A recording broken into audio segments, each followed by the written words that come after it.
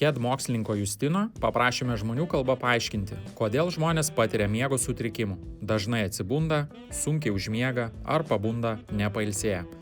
Kiekvieną kartą, kai Justinas panaudos sudėtingą žodį, purškiame vandenį. Kaip spręsti nemigos problemas?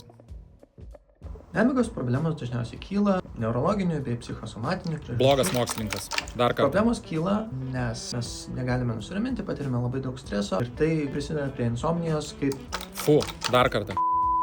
Tam, kad būtų lengva užmigti, reikia išmokti nusiraminti. Geriausia tą padaryti natūraliais būdais, nueiti miegoti vienodu metu kiekvieną dieną, nežiūrėti į telefoną prieš miegą, prisivalgyti ir tokiu būdu miegas bus daug geresnis. Kaip veikia papildai miegui? Papildai miegui dažniausiai yra paremti melatoninu. Medžiaga mūsų kūne sintetinamas iš serotonino. Blogas mokslininkas, kalbėk aiškiau. Glandų ląstelės. Neaišku. Iš kankorėžinės liaukos.